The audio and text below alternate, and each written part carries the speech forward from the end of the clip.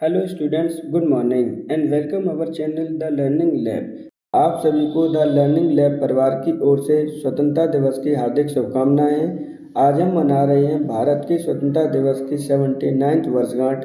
यह दिन सिर्फ एक उत्सव नहीं है बल्कि उन लाखों वीरों के बलिदान की याद है जिन्होंने अपने प्राणों की आहुति देकर हमें आज़ादी दिलाई। आज ही के दिन 15 अगस्त 1947 को सदियों की गुलामी के बाद भारत एक स्वतंत्र राष्ट्र बना। लाल किले के प्राचीर से पहली बार तिरंगा लहराया गया और देशवासियों ने स्वतंत्रता की सांस ली। ये आज़ादी हमें यूं ही नहीं मिली, लाखों वीरों ने अपने प्राणों की आहुति दी है। किसी ने फांसी का फंदा चूमा है तो किसी ने गोलियों की बौछार झेली है। आज तिरंगा सिर्फ एक झंडा नहीं है, ये हमारी पहचान है, हमारी शान है। तो आज हम सब मिलकर प्रण लेते हैं कि देश की एकता, अखंडता और प्रगति के लिए हमेशा खड़े रहेंगे। भारत माता की जय। वंदे मातरम। NTPC 12th level practice set series, जिसमें सभी इम्पोर्टेंट करंट अफेयर्स और प्रीवियस ईयर में पूछे गए सभी क्वेश्चनों को सम्मिलित किया गया है।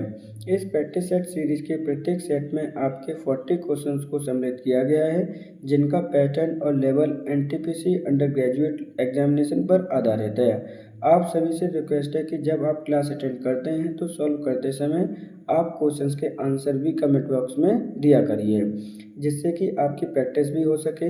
वीडियो के लास्ट में आप अपना स्कोर साझा कर सकते हैं कि आपका स्कोर कितना है आउट ऑफ 40 क्वेश्चंस।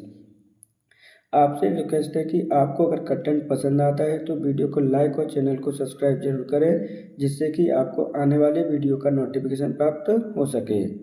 और अगर आपको हमें कोई सजेशन देना है तो आप हमें कमेंट बॉक्स में आकर दे सकते हैं। वीडियो स्टार्ट करने से पहले आपके लिए इन्फॉर्मेशन है, जो बच्चे पेट 2025 की प्रिपरेशन कर रहे हैं और प्रैक्टिस करना चाहते हैं, उनके लिए चैनल पर already 50 marks practice set series start हो चुकी है।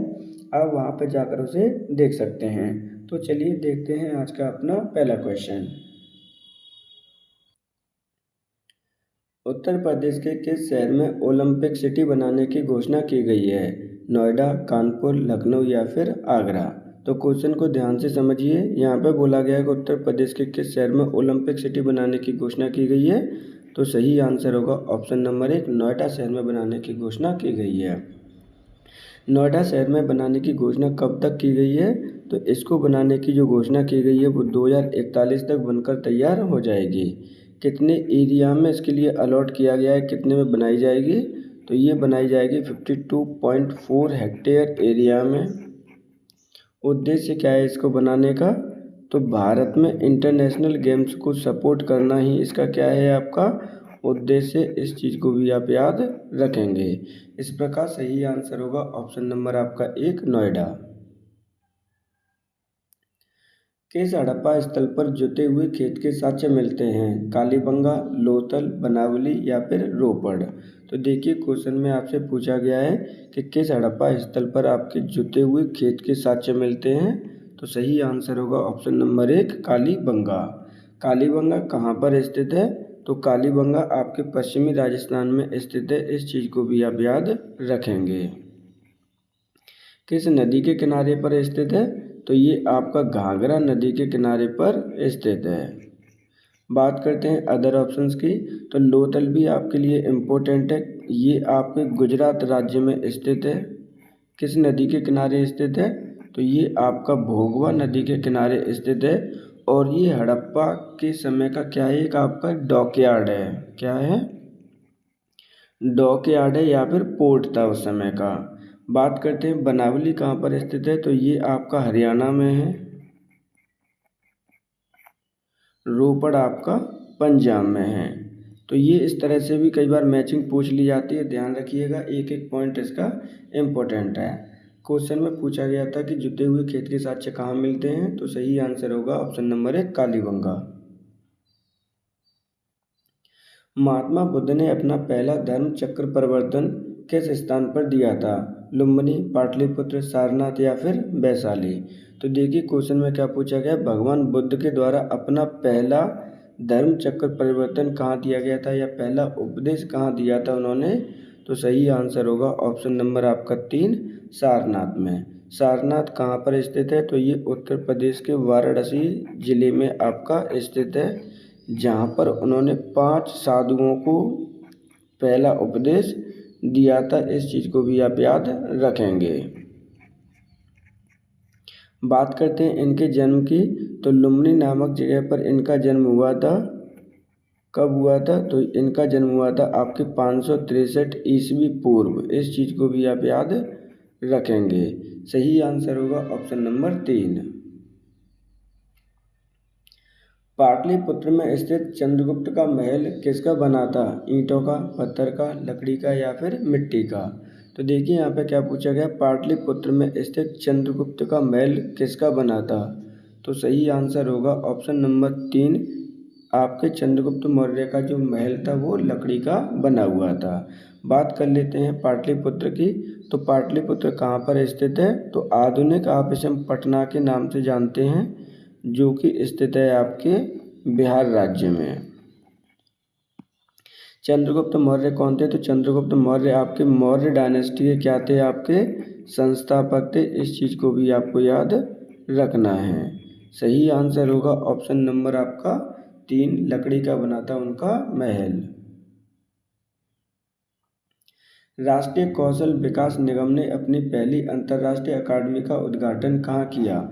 जयपुर, ग्रेटर नोएडा, चेन्नई या फिर नई दिल्ली? तो देखिए यहाँ पर पूछा गया है कि राष्ट्रीय कौशल विकास निगम ने अपनी पहली अंतर्राष्ट्रीय अकादमी का उद्घाटन कहाँ पे किया है? तो सही आंसर होगा ऑप्शन नंबर 2, ग्रेटर नोएडा में।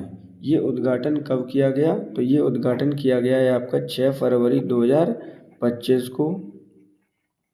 ग्रेटर नोएडा कहाँ पर स्थित है? तो ये आपके गौतम बुद्ध नगर में स्थित है, जो कि आपका एक उत्तर प्रदेश का जिला है। यहाँ पर आपके कौशल विकास एवं उद्यमिता मंत्रालय के द्वारा तहत राष्ट्रीय कौशल विकास का एक प्रमुख पहल के द्वारा एक अंतर्राष्ट्रीय अकादमी का उद्घाटन किया गया है। सही आंसर होगा ऑप्शन नंबर आपका 2। 26 जनवरी 2025 को भारत में अपना कौन सा गणतंत्र दिवस मनाया था? 76, 77, 78 या 79? तो देखिए यहाँ पर आपसे बात की जा रही है कि 26 जनवरी 2025 को भारत ने अपना कौन सा गणतंत्र दिवस मनाया था? तो सही आंसर होगा ऑप्शन नंबर आपका 1, 76 आपका भारत ने गणतंत्र दिवस मनाया था। याद रखिएगा, प्रत्येक 26 जनवरी को हम गणतंत्र दिवस मनाते हैं, जबकि प्रत्येक 15 अगस्त को कौन सा दिन मनाते हैं? तो वो आपका स्वतंत्रता दिवस सेलिब्रेट करते हैं। इस चीज़ को आपको याद रखना है, दोनों ही पॉइंट इम्पोर्टेंट है आपके लिए। जो 15 अगस्त में आपको सेलिब्रेट करना है वो 79 आपका इंडिपेंडेंस डे होगा, स्वतंत्रता दिवस होगा। बात कर रहे थे यहाँ पे गणतंत्र दिवस की, तो आपका 76 गणतंत्र दिवस मनाया गया है भारत सरकार के द्वारा। इसकी थीम क्या थी? मोस्ट इम्पोर्टेंट है आपकी थीम है, क्योंकि यहाँ से क्वेश्चन आपके बनते ही बनते हैं, कई बार पूछे जा चुके हैं। तो इसकी जो थीम है वो है आपकी स्वर्णिम भारत,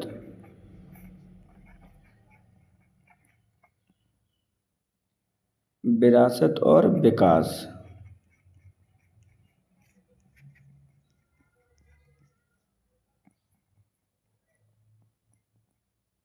तो इस प्रकार सही आंसर होगा ऑप्शन नंबर 1। 1857 में भारत का गवर्नर जनरल कौन था? वेलेस्ली, डलहौजी, मिंटो या फिर कैनिंग? तो देखिए यहाँ पर आपसे क्वेश्चन पूछा गया है कि 1857 में भारत का गवर्नर जनरल कौन था। मोस्ट इम्पोर्टेंट क्वेश्चन है, ध्यान रखिएगा। अब क्यों इम्पोर्टेंट है समझ लीजिए। पहले तो आपका आंसर देखते हैं। सही आंसर होगा ऑप्शन नंबर आपका 4, लॉर्ड कैनिंग आपका भारत का गवर्नर जनरल था 1857 में। 1857 की डेट लर्न करना क्यों इम्पोर्टेंट है? क्योंकि भारत में आपका प्रथम स्वतंत्रता संग्राम का आंदोलन 1857 में ही हुआ था। बात करते हैं अलग अलग की, तो लॉर्ड वेलेस्ली का जो कार्यकाल है वो कितना रहा था भारत में? तो ये आया था आपका 1798 से लेकर 1804 तक के लिए। सबसे ज़्यादा जाना जाता है इसको सहायक संधि का प्रसार करने के लिए। इम्पोर्टेंट है, सबसे ज़्यादा इन्हें सहायक संधि का प्रसार किया था भारत में। लॉर्ड डलहौजी की बात करते हैं, तो लॉर्ड डलहौजी ने आपके विलय नीति या हड़प नीति को भी लागू किया था, जिससे कि भारत के जितने राज्य आपके हैं उनको मिला सके। एक एक पॉइंट इम्पोर्टेंट है, ध्यान रखिएगा। तो इस प्रकार सही आंसर होगा ऑप्शन नंबर 4।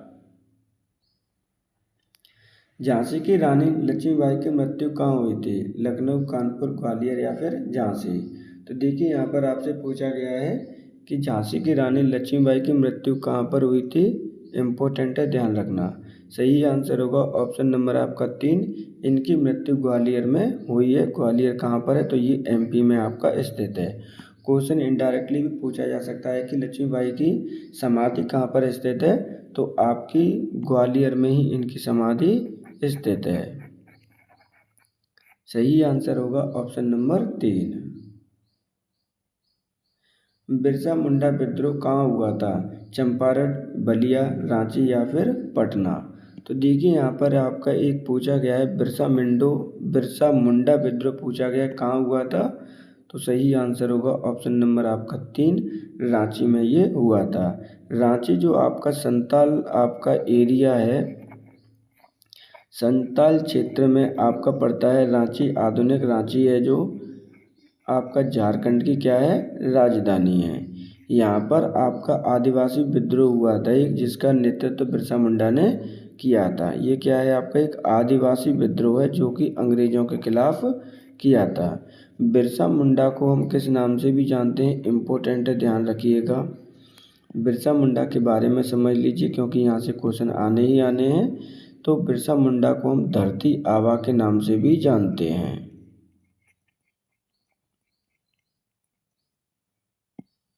तो इस प्रकार सही आंसर होगा ऑप्शन नंबर 3। गणतंत्र दिवस के अवसर पर किस राज्य ने सर्वश्रेष्ठ झांकी का पुरस्कार जीता है?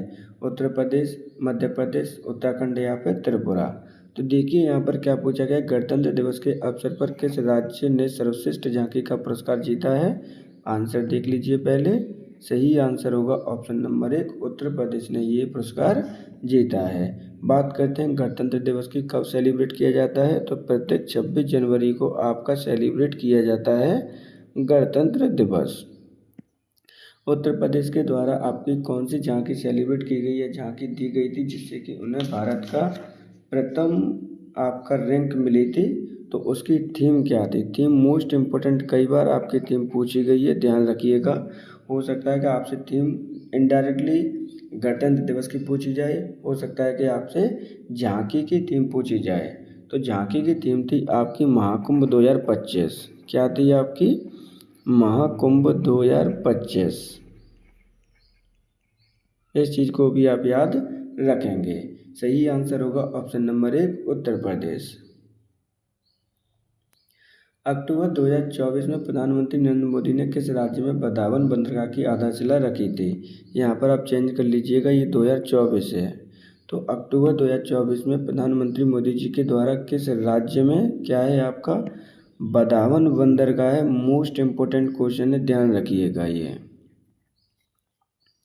कि आधारशिला कहाँ पर रखी थी? महाराष्ट्र, केरल, आंध्र प्रदेश या फिर तमिलनाडु? तो सही आंसर होगा ऑप्शन नंबर आपका 1, मोदी जी के द्वारा बदावन बंदरगाह की आधारशिला आपकी महाराष्ट्र राज्य में रखी गई है। तो उद्घाटन यानी आधारशिला किसके द्वारा रखी गई है? मोदी जी के द्वारा। बदावन बंदरगाह किस जिले में बनाया जाएगा, ये भी इम्पोर्टेंट है। तो ये आपके पालघर में बनाया जाएगा। कहाँ पर आपका? पालघर में बनाया जाएगा। ये भारत का मेन पोर्ट होगा। क्या है आपका? मेन पोर्ट में से एक है। कौन से क्रम का है? तो ये 13th क्रम का है, इसलिए ज़्यादा इम्पोर्टेंट आपका हो जाता है क्योंकि इसकी जो काउंटिंग है वो मेजर पोर्ट्स में की जाएगी, मेन पोर्ट्स में की जाएगी। लागत कितने रुपए की अलॉट की गई है इसके लिए? तो लागत की गई है आपकी 76,000 करोड़ रुपए की। इस चीज़ को भी आपको समझना ज़रूरी है। सही आंसर होगा ऑप्शन नंबर 1, महाराष्ट्र। दयानंद सरस्वती के द्वारा स्थापित किया गया था ब्रह्म समाज, आर्य समाज, प्रार्थना समाज या फिर बहुजन समाज? तो देखिए यहाँ पर क्या बोला गया है, दयानंद सरस्वती के द्वारा आपका स्थापित किया गया था। तो सही आंसर होगा ऑप्शन नंबर 2, आर्य समाज की स्थापना दयानंद सरस्वती के द्वारा की गई थी। जबकि अदर देख लीजिए, ब्रह्म समाज की स्थापना किसके द्वारा की गई थी? तो ब्रह्म समाज की स्थापना की गई थी आपकी राजा राम मोहन राय के द्वारा इसकी स्थापना की गई थी।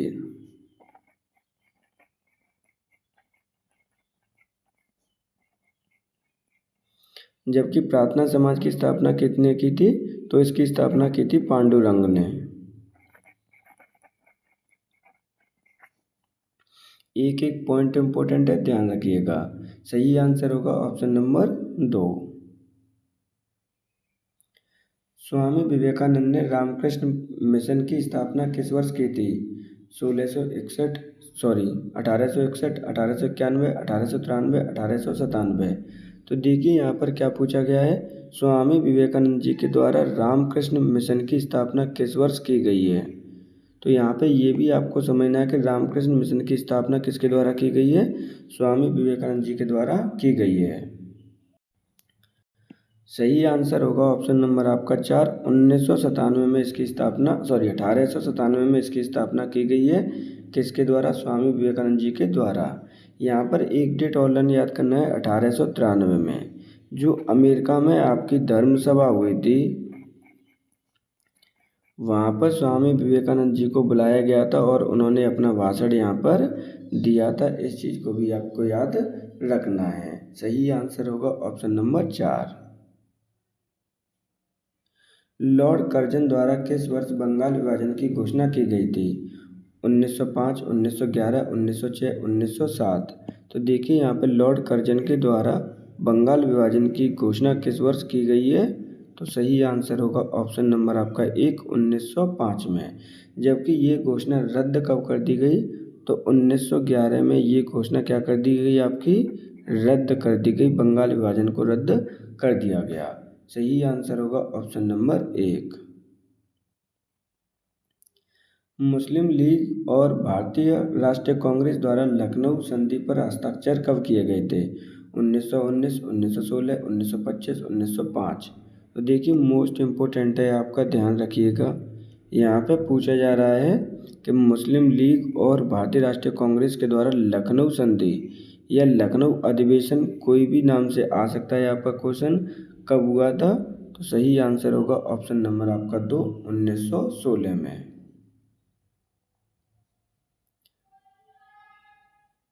शासन के दौरान बिहार को एक अलग प्रांत का दर्जा किस वर्ष प्राप्त हुआ था? 1912, 1936, 1940, 1905। तो देखिए यहाँ पे पूछा गया है ब्रिटिश शासन के द्वारा। क्या है आपका शासन? ब्रिटिश शासन के दौरान आपके बिहार राज्य को अलग प्रांत का दर्जा कब दिया गया था, किस वर्ष किया गया था? तो सही आंसर होगा ऑप्शन नंबर आपका 1, 1912 में बिहार को बंगाल से अलग करके नए प्रांत का दर्जा दिया गया था। इसलिए हम बिहार दिवस भी सेलिब्रेट करते हैं। कब बिहार दिवस सेलिब्रेट करते हैं आपका इम्पोर्टेंट है, ध्यान रखना। तो वो करते हैं हम 22 मार्च को। तो इस प्रकार सही आंसर होगा ऑप्शन नंबर 1, 1912 में। भारत में लोकतांत्रिक सार्वभौमिकता है क्योंकि संविधान की प्रस्तावना आरंभ होती है प्रजातांत्रिक भारत, जनता के जनतंत्र, जनता के लोकतंत्र या हम भारत के लोग। तो देखिए भारत एक लौकिक सार्वभौमिकता है। संविधान का आरंभ यानी जो प्रस्तावना स्टार्टिंग होती है किन शब्दों से होती है, ये क्वेश्चन आपसे पूछा गया है। तो सही आंसर होगा ऑप्शन नंबर आपका 4, हम भारत के लोग। जब आप हिंदी की प्रस्तावना पढ़ते हैं तो स्टार्टिंग में आपकी कहाँ से होती है? हम भारत के लोग। जबकि अगर आपको इंग्लिश वर्जन पढ़ना है प्रस्तावना का तो वहाँ पर स्टार्ट होती है we the people of India, we the people of India. ध्यान रखिएगा मोस्ट इम्पोर्टेंट है, आपके क्वेश्चन सही है सभी। सही आंसर होगा ऑप्शन नंबर 4। भारत के संविधान का निम्नलिखित में से कौन सा अनुच्छेद प्रेस की स्वतंत्रता से संबंधित है? अनुच्छेद 19, अनुच्छेद 21, अनुच्छेद 20, अनुच्छेद 22। तो देखिए यहाँ पर आपसे क्या पूछा गया है, भारत के संविधान में निम्नलिखित में से कौन सा अनुच्छेद प्रेस की स्वतंत्रता से संबंधित है?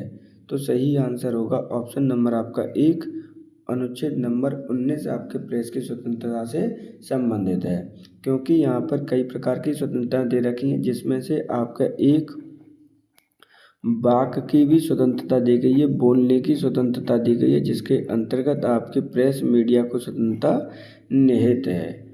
अब बात करते हैं आर्टिकल 21 की। इसके अंतर्गत प्रावधान क्या है? तो आर्टिकल 21A के अंतर्गत प्रावधान है शिक्षा का अधिकार से है।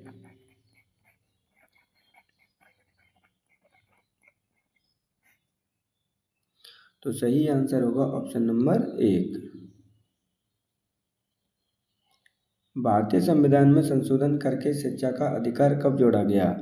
1 अप्रैल 2010, 1 अक्टूबर 2010, 1 अगस्त 2010, 1 दिसंबर 2010। तो देखिए यहाँ पे क्या है कि भारतीय संविधान में संशोधन करके शिक्षा का अधिकार कब जोड़ा गया है? तो सही आंसर होगा ऑप्शन नंबर आपका 1 अप्रैल 2010 को। अब इसके बारे में बात कर लेते हैं, इंपॉर्टेंट क्वेश्चन है, ध्यान रखिएगा। आर्टिकल नंबर 21A आपका किससे संबंधित है? तो वो आपका शिक्षा से संबंधित है। इसके अंतर्गत प्रत्येक बच्चे को 6 से लेकर जिसकी उम्र 14 वर्ष है उसे प्राइमरी एजुकेशन देना इम्पोर्टेंट है। ये भारत सरकार का क्या है? उद्देश्य है, ध्यान रखिएगा। किस संविधान संशोधन के द्वारा ये जोड़ा गया था? तो ये जोड़ा गया था आपका 86 संविधान संशोधन। एक एक पॉइंट आपका इम्पोर्टेंट है, ध्यान रखिएगा, क्योंकि यहाँ से क्वेश्चन आपके कई बार पूछे ही गए हैं। तो सही आंसर होगा ऑप्शन नंबर 1 अप्रैल 2010 को इसे लागू कर दिया गया कि जितने भी बच्चे हैं आपके 6 से लेकर 14 वर्ष के हैं उन्हें प्राइमरी एजुकेशन देना अनिवार्य है और ये उनका मौलिक अधिकार है। तो इस मौलिक अधिकार को ही आपको लर्न करना है, आर्टिकल नंबर 21A। सही आंसर होगा ऑप्शन नंबर 1। मौलिक कर्तव्य का निर्धारण किया गया। 42वां संविधान संशोधन, 73वां संविधान संशोधन, 74वां संविधान संशोधन, 86वां संविधान संशोधन। तो देखिए यहाँ पे क्या है कि मौलिक कर्तव्यों का निर्धारण के संविधान संशोधन के द्वारा किया गया था। ये क्वेश्चन में आपके पूछा गया है। तो सही आंसर होगा ऑप्शन नंबर आपका 1, 42वें संविधान संशोधन के द्वारा मौलिक कर्तव्यों को इसके अंतर्गत निर्धारण किया गया है। अब ये मौलिक कर्तव्य कितने हैं, कहाँ पर जोड़े गए हैं, वो भी समझ लीजिए। आर्टिकल नंबर आप 51A पढ़ेंगे। कितना? आर्टिकल नंबर 51A पढ़ेंगे तो वहाँ पर मौलिक अधिकारों को जोड़ा गया है। कितने वर्तमान में मौलिक कर्तव्य हैं? तो 11 मौलिक कर्तव्य हैं आपके। किस समिति की सजेशन पर इनको संविधान में जोड़ा गया था? समिति कई बार आपकी पूछी गई है, तो आपकी स्वर्ण समिति के आधार पर इसको जोड़ा गया है। तो इस प्रकार सही आंसर होगा ऑप्शन नंबर 1। अदरवाइज जो ऑप्शन है वो भी देख लीजिए वो किससे संबंधित है। तो आपका 73वां संविधान आपका जो संबंधित है वो है आपका स्थानीय स्वशासन से।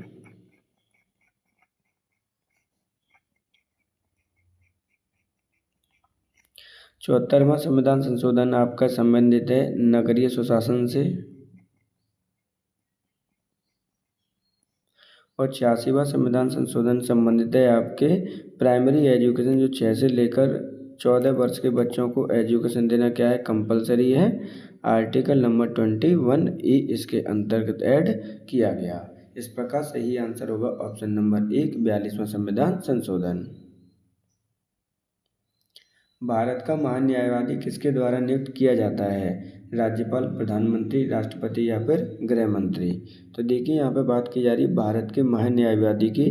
तो ये आपका किसके द्वारा नियुक्त किया जाता है? तो सही किया जाता है ऑप्शन नंबर आपका 3 सही होगा। राष्ट्रपति महोदय जी के द्वारा इसका निर्धारण किया जाता है, नियुक्ति की जाती है। बात करते हैं कौन से आर्टिकल के तहत की जाती है। तो आर्टिकल नंबर आप याद रखेंगे 76। किसके द्वारा? राष्ट्रपति महोदय जी के द्वारा।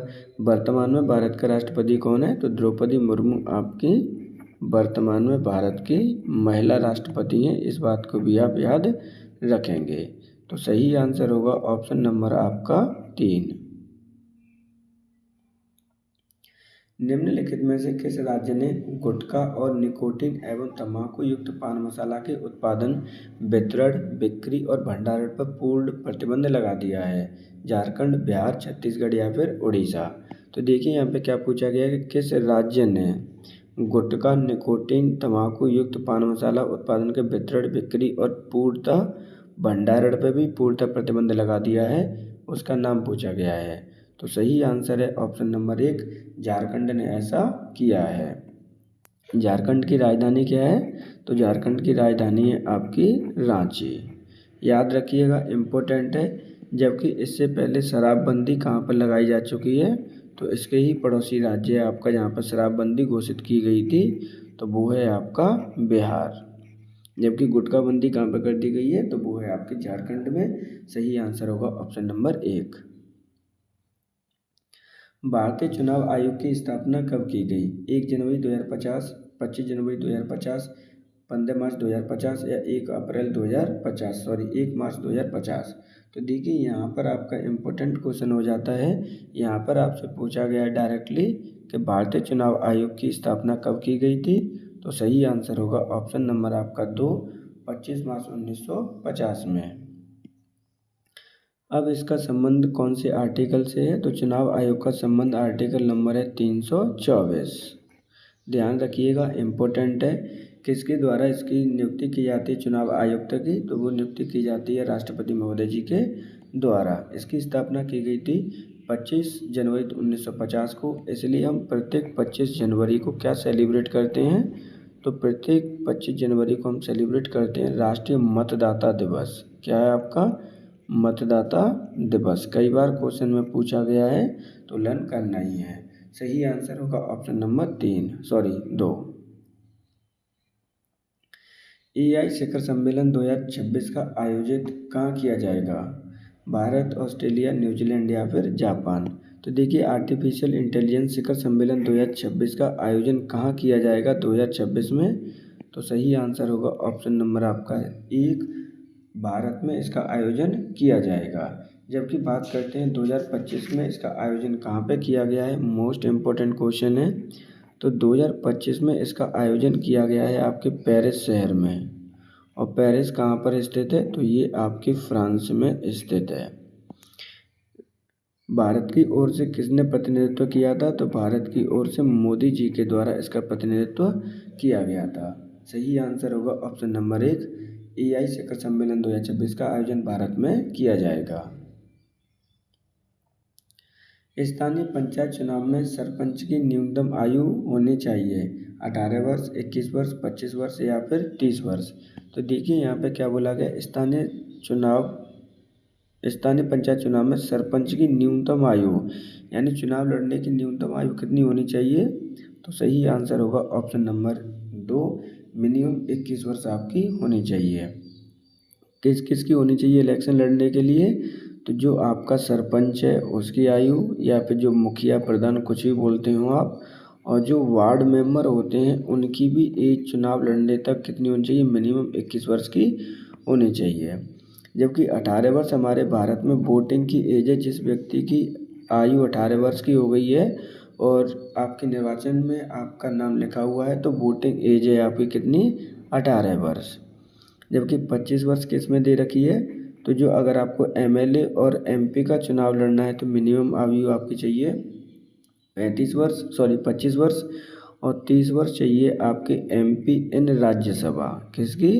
एमपी इन राज्यसभा। इम्पोर्टेंट है चारों ही फैक्ट। सही आंसर होगा ऑप्शन नंबर 2, 21 वर्ष। निम्नलिखित में से कौन सा अनुच्छेद पंचायत के गठन के लिए राज्य सरकारों को निर्देश देता है? अनुच्छेद 40, अनुच्छेद 51 का ए, अनुच्छेद 53, अनुच्छेद 32। तो देखिए यहाँ पे क्या है, कौन सा अनुच्छेद पंचायतों के गठन से संबंधित है? सही आंसर होगा ऑप्शन नंबर आपका 1, अनुच्छेद 40। अनुच्छेद 46 कहाँ पे दे रखे हैं भारत के संविधान में? तो पार्ट यानी जो भाग नंबर 4 है उसमें दे रखे हैं। ये आपके डीपीएसआई है आपका, डायरेक्टर प्रिंसिपल, राज्य के नीति निर्देशक तत्वों में दे रखा है। डायरेक्ट समझ लीजिए, निर्देशक तत्वों में आपके ये दे रखा है। ये आपके राज्य का कर्तव्य होगा, ध्यान रखिएगा।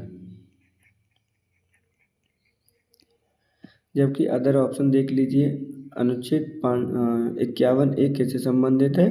तो ये मौलिक कर्तव्य से आपका संबंधित है, फंडामेंटल ड्यूटी से संबंधित है आपका। जबकि 53 में कहा गया है कि भारत का एक राष्ट्रपति होगा।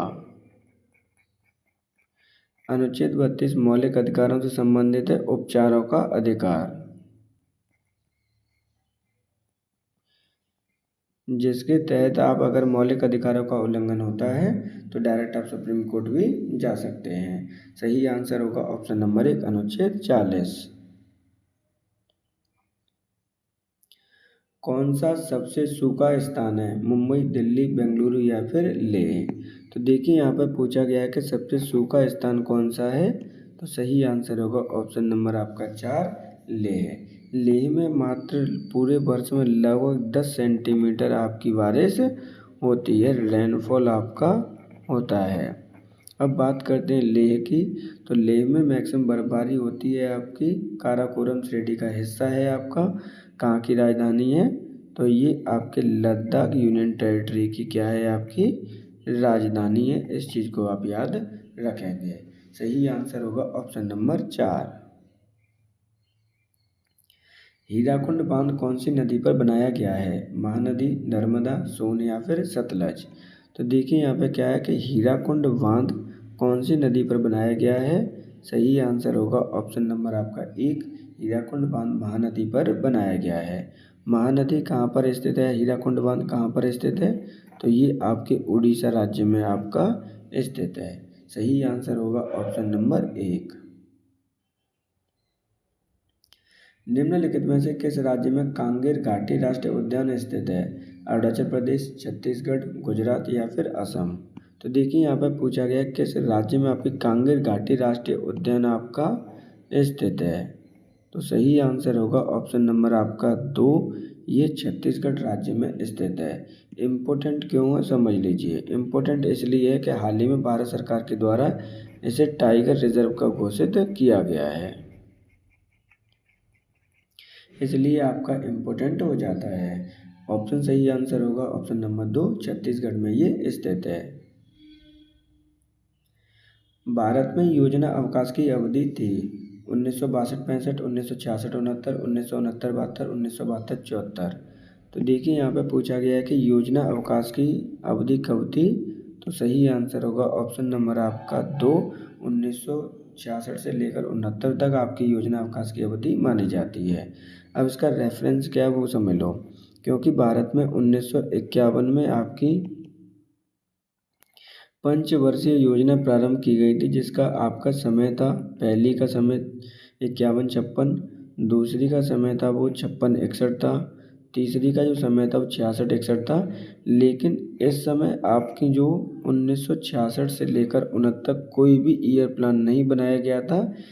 इसमें आपके कोई 5 ईयर प्लान नहीं बनाए गए थे, अवकाश छोड़ा गया था, इसलिए हम इसे योजना अवकाश भी कहते हैं। इसको याद रखना है, ध्यान रखिएगा। 5 ईयर प्लान आपके हैं। सही आंसर होगा इस प्रकार ऑप्शन नंबर 2। प्रकाश वर्ष इकाई है, दूरी, आयु, समय या फिर प्रकाश तीव्रता की। इम्पोर्टेंट क्वेश्चन है। इसमें जो आपका जो वर्ष शब्द है उसे समझकर कंफ्यूज नहीं होना है। प्रकाश वर्ष किसकी इकाई है? तो सही आंसर होगा ऑप्शन नंबर आपका 1, ये डिस्टेंस की इकाई है, दूरी का मात्रक है। अब बात करते हैं प्रकाश इकाई का मतलब क्या होता है। तो प्रकाश वर्ष का मतलब होता है कि एक वर्ष में प्रकाश द्वारा चली गई दूरी। इसको भी आप याद रखेंगे। तो सही आंसर होगा ऑप्शन नंबर आपका 1। निम्नलिखित में से किस कंपनी ने प्रोजेक्ट वाटर वर्थ शुरू करने की घोषणा की है? एप्पल, मेटा, माइक्रोसॉफ्ट या फिर रिलायंस? तो देखिए यहाँ पर आपका बोला गया कि किस कंपनी ने आपकी प्रोजेक्ट वाटर वर्थ शुरू करने की घोषणा की है? तो सही आंसर होगा ऑप्शन नंबर आपका 1, मेटा कंपनी ने घोषणा की है। मेटा कंपनी को पहले किस नाम से जानते थे? तो मेटा कंपनी को पहले हम फेसबुक के नाम से भी आप जानते हैं। संस्थापक कौन है? तो संस्थापक आपके जुकरबर्ग हैं। इनको याद करना ही करना है, ध्यान रखिएगा। मेटा आपकी एक सोशल क्या है, आपकी सोशल प्लेटफॉर्म है जिस पर आप वीडियो अपने व्यू वगैरह शेयर करते हैं। इस प्रोजेक्ट का उद्देश्य क्या है? तो इस प्रोजेक्ट का उद्देश्य है आपके अंडर वाटर वायरिंग को बिछाना है, यानी डाटा केबल को आपको बिछाना है अंडर वाटर में। तो ये इसका सही आंसर होगा ऑप्शन नंबर 1। मेटा कंपनी ने प्रोजेक्ट वाटर वर्क शुरू करने की घोषणा की है। बलोच विद्रोह का संबंध किस देश से है? भारत, पाकिस्तान, बांग्लादेश या फिर अफगानिस्तान? तो देखिए यहाँ पे बलोच विद्रोह का संबंध आपसे पूछा गया। हाल ही में ये काफ़ी ज़्यादा सुर्खियों में रहा है। सही आंसर होगा ऑप्शन नंबर आपका 2, पाकिस्तान से इसका संबंध है। पाकिस्तान में एक प्रांत का नाम है बलूचिस्तान। क्या नाम है आपका? बलूचिस्तान आपके नाम है। तो यहाँ के लोगों को हम क्या कहते हैं? बलोच कहते हैं। एक एक पॉइंट इम्पोर्टेंट है, ध्यान रखिएगा। तो यहाँ के लोग क्या कह रहे हैं कि हम अब पाकिस्तान से आज़ाद होना चाहते हैं, हम अपना अलग देश बनाना चाहते हैं। क्या है आपका? एक अलग देश बनाना चाहते हैं। इस चीज़ को आप याद रखेंगे। इसलिए यहाँ की जो बलोच आर्मी है, बलोच लिबरेशन आर्मी जिसे हम कहते हैं, BLA जिसे कहते हैं, बलोच लिबरल आर्मी है, उसने आपकी एक ट्रेन हाईजैक कर ली थी। इसलिए ये चर्चा में भी बना हुआ था कि ऐसे कैसे हो सकता है कि पाकिस्तान में पूरी की पूरी ट्रेनें हाईजैक कर ली गई हो। और ये आए दिन आपका अपनी स्वतंत्रता के लिए संघर्ष कर रहे हैं। किससे? पाकिस्तान की गवर्नमेंट से। तो सही आंसर होगा ऑप्शन नंबर 2, पाकिस्तान। मार्च 2025 में अरब शिखर सम्मेलन का आयोजन कहाँ किया गया? कायरा, रियाद, तेहरान या फिर सना? तो देखिए यहाँ पर बात की जा रही है अरब शिखर सम्मेलन की। कहाँ कब किया गया? मार्च 2025 में। क्वेश्चन में पूछा गया है कहाँ किया गया है। तो सही आंसर होगा ऑप्शन नंबर आपका 1। इसका आयोजन आपके कायरा में किया गया। कायरा किसकी राजधानी है? तो ये आपकी मिस्र की राजधानी है। तो इस प्रकार सही आंसर होगा ऑप्शन नंबर आपका 1, कायरा। वित्त मंत्री निर्मला सीतारमण के द्वारा 2025-26 के लिए कितने लाख रुपए का बजट प्रस्तुत किया गया? 50.65 लाख करोड़, 49.67 लाख करोड़, 48.78 लाख करोड़ या उपरोक्त में से कोई नहीं? तो क्वेश्चन को ध्यान से समझ लीजिए, इम्पोर्टेंट क्वेश्चन है। वित्त मंत्री निर्मला सीतारमण के द्वारा 25-26 के लिए जब भी इस तरह क्वेश्चन करना है तो यहाँ पर देख जरूर लेना कि कौन से ईयर का पूछा गया है। कितने लाख रुपए का बजट प्रस्तुत किया गया? तो सही आंसर होगा ऑप्शन नंबर 1, निर्मला सीतारमण जी के द्वारा 50.65 लाख करोड़ रुपए का बजट प्रस्तुत किया गया। अब बजट एक्चुअली में होता क्या है वो भी समझ लो। ये जो बजट रखा गया है 50.65 लाख करोड़ रुपए का, ये क्या है? तो ये आपके आने वाले साल के लिए क्या है? आपका खर्चा मैनेटरी करना है कि कितना हमें कहाँ से मिलेगा, कितना हमें खर्च करना है। ये एक्सपेंडिचर है कि हम इतना विकास करने में एक्सपेंडेड करेंगे एक साल के अंतर्गत। बात करते हैं निर्मला सीतारमण जी के बारे में। तो ये आपके फाइनेंस मिनिस्टर हैं जिनने 50.65 लाख करोड़ का बजट प्रस्तुत किया है। सबसे पहले बजट प्रस्तुत कहाँ पे किया जाता है? तो ध्यान रखना, हमेशा ये लोकसभा में किया जाएगा। कहाँ पे किया जाएगा? लोकसभा में प्रस्तुत किया जाता है। कौन से आर्टिकल में प्रावधान दे रखा है? तो आर्टिकल नंबर 112 में आपके बजट संबंधित शब्द तो नहीं दे रखा, वार्षिक वितरण दे रखा है। क्या है? वार्षिक वितरण शब्द दे रखा है। तो इस प्रकार सही आंसर होगा ऑप्शन नंबर 1। प्रधानमंत्री जन धन कृषि योजना के अंतर्गत कितने जिलों को शामिल किया जाएगा? 120, 123, 100 या फिर 150?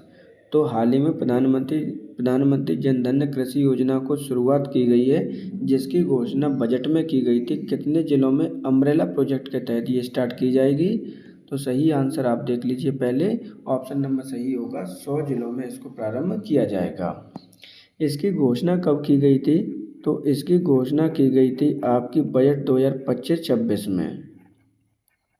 कि हम ये योजना लेकर आने वाले हैं। हाल ही में इसकी शुरुआत की गई है। तो कितने ज़िलों में की गई है? तो 100 ज़िलों में इसकी शुरुआत की गई है। अब इसके लिए 100 ज़िले हैं, वो कौन कौन से ज़िले सिलेक्ट किए गए हैं? तो जहाँ पर ऐसे ज़िले जहाँ पर रेनफॉल कम होती है, क्या है आपकी रेनफॉल कम होती है, ऐसे ज़िले जहाँ पर आपकी कृषि की लो प्रोडक्टिविटी है, यानी उत्पादन आपका कम है, ऐसे ज़िले जहाँ पर आपके किसान भाइयों की इनकम कम है, तो ऐसे ज़िलों को इसमें सिलेक्ट किया गया है। अब इसका जो टारगेट है वो कितना है, कितने किसान भाइयों की हेल्प करने का टारगेट दे रखा है? तो 1.7 करोड़ किसान भाइयों को इससे लाभ मिलने की उम्मीद है, ऐसा भारत सरकार ने इसमें कहा है। तो एक एक बात इम्पोर्टेंट है, ध्यान रखिएगा। सही आंसर होगा ऑप्शन नंबर 3। दाब की इकाई क्या है? न्यूटन मीटर, न्यूटन पर वर्ग मीटर, न्यूटन या न्यूटन मीटर। तो देखिए पहले यहाँ पे क्या है कि दाब की इकाई पूछी जा रही है, तो एक्चुअल में प्रेशर क्या होता है। तो अगर आप प्रेशर का फॉर्मूला देखेंगे तो प्रेशर का फॉर्मूला होता है आपका फोर्स पर यूनिट एरिया पर लगाया गया फोर्स, यानी तो क्या होगा यहाँ पे एरिया होगा। तो फोर्स की यूनिट होती है आपकी क्या? तो फोर्स की यूनिट होगी न्यूटन और आपके एरिया की यूनिट होती है मीटर स्क्वायर। तो इस प्रकार जो सही आंसर होगा ऑप्शन नंबर 2 होगा, न्यूटन पर वर्ग मीटर। पदार्थ के संवेग और वेग के अनुपात से कौन सी भौतिक राशि प्राप्त होती है? वेग, द्रव्यमान, त्वरण या फिर बल। तो देखिए यहाँ पे क्या बोला गया है, पदार्थ के संवेग और वेग से अनुपात से कौन सी भौतिक राशि प्राप्त होगी। तो पहले समझ लीजिए चीज़ों को, फिर से बाद में करते हैं। तो आपके संवेग का फॉर्मूला किसे कहते हैं? जिसे मोमेंटम कहते हैं। संवेग का फॉर्मूला होता है mv, यानी मास इंटू वेग, यानी वेलोसिटी। दूसरा आपका वेग है, तो वेग तो ऑलरेडी वेग ही है, आपका वेलोसिटी है। इन दोनों का आपका क्या करना है, आपको अनुपात निकालना है। तो मोमेंटम और वेलोसिटी का जब आप अनुपात निकालेंगे तो आपका क्या आएगा, mv अपॉन v। तो v से v कैंसिल हो जाएगा, क्या आ जाएगा आपका मास आ जाएगा। तो यही क्वेश्चन में पूछा गया कि कौन सी भौतिक राशि आपको प्राप्त होगी। तो सही आंसर होगा ऑप्शन नंबर आपका 2, द्रव्यमान हमें प्राप्त होगा। बजट 2025-26 के अंतर्गत राजकोषीय घाटा जीडीपी का कितने प्रतिशत रहने का अनुमान है? 4.4%, 4.3%, 4.2%, 4.1%। तो देखिए यहाँ पर बजट 2025-26 के अनुसार राजकीय कोषीय घाटा जीडीपी का कितने प्रतिशत रहने का अनुमान रखा गया है।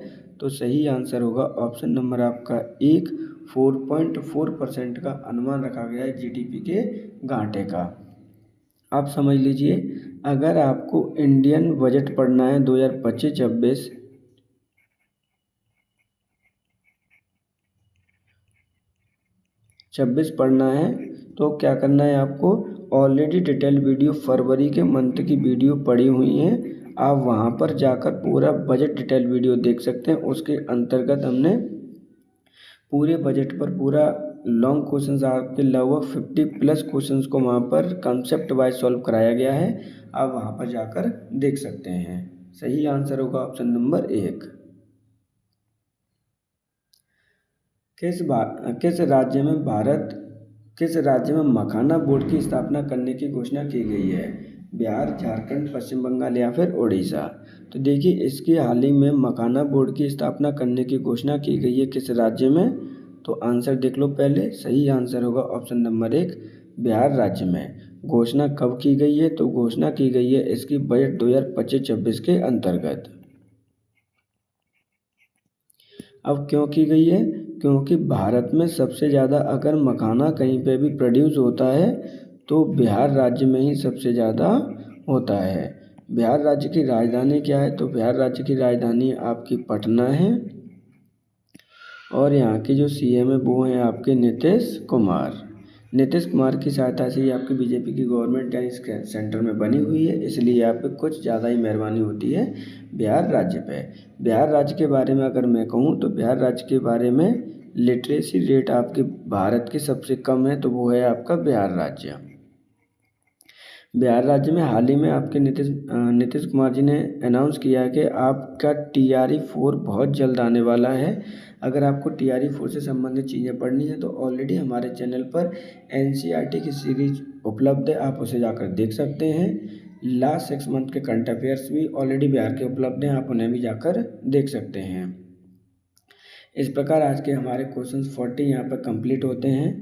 आप सभी को फिर से स्वतंत्रता दिवस की हार्दिक शुभकामनाएं और आप इस दिवस को सेलिब्रेट करिए और अपनी पढ़ाई को अच्छे से कंटिन्यूअस रखिए। आज के लिए इतना ही, मिलते हैं कल। Thank you for today.